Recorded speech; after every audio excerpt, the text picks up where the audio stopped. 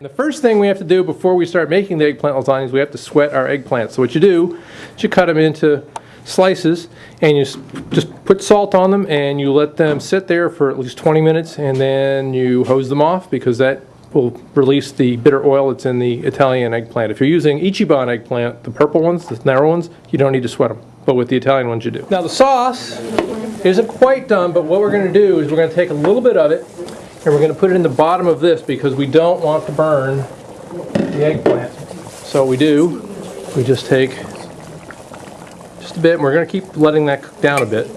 We're just going to use this as the base. Just kind of wet it down a little bit. You know, you don't want it swimming in it, but you don't want it sticking either. All right, and we'll put that back on there, let it keep doing its thing. And then what we're going to do is we're going to start building our lasagna. So what we do, we take a layer of the eggplant.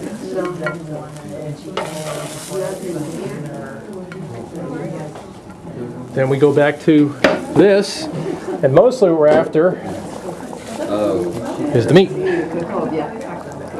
little bit on each one of these.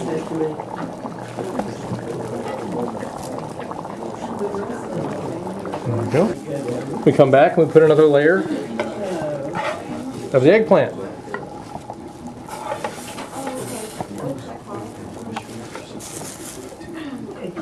Exactly, but it's doing, I think, a parmigiano. It's eggplant lasagna is what it actually is. Yeah. And then I'm going to put a little bit more of the sauce on top, and then we're going to top it with cheese, and then we're going to put it in here, we're going to bake it. So, now you want more of the saucy stuff.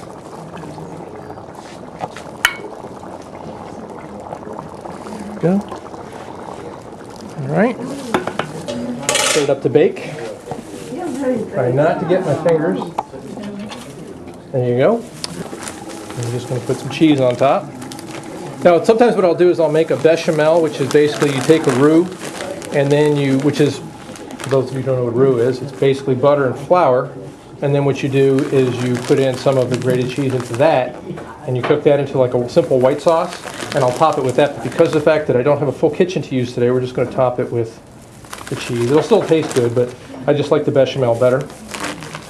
This is the finale right here, the finished product. We've got the sauce bolognese on the easy, cheesy gnocchis, and we have our eggplant lasagna.